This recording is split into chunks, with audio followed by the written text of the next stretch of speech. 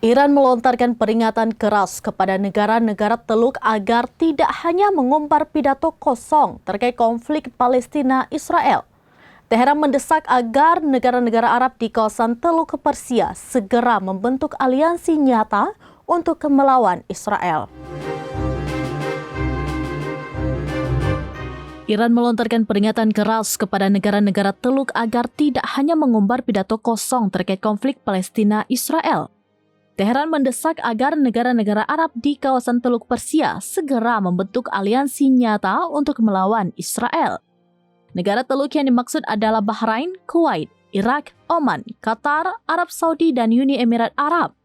Menurut Iran, jika mereka terus berdiam diri, maka kehancuran akan menanti. Larijani bahkan menyarankan negara-negara Arab setidaknya membentuk ruang operasi gabungan untuk menghadapi serangan Israel. Ia menyindir negara Teluk yang disebut hanya diam saat rakyat Palestina menderita. Sementara itu, para pemimpin Arab dan Islam mulai berkumpul di Doha, Qatar untuk menghadiri rapat darurat terkait serangan Israel di ibu kota tersebut pekan lalu.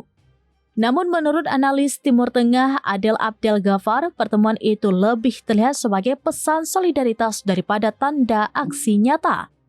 Ghaffar menambahkan, negara-negara Teluk masih lebih mengutamakan jaminan keamanan dari Amerika Serikat sembari meningkatkan pertahanan dalam negeri.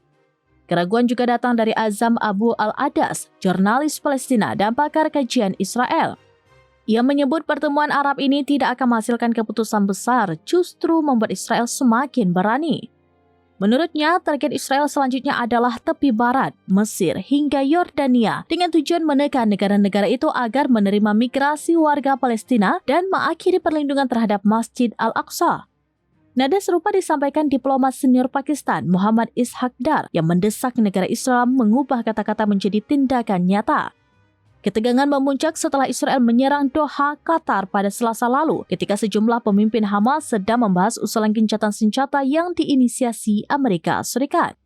Serangan itu menewaskan putra seorang pemimpin senior Hamas serta 4 pejabat penting lainnya. Akibatnya, negara-negara Teluk langsung menangguhkan pembicaraan gencatan senjata Hamas-Israel. Meski secara resmi Amerika Serikat mengecam serangan tersebut, media Israel melaporkan Washington sebenarnya sudah diberitahu dan bahkan memberi lampu hijau sebelum operasi dijalankan.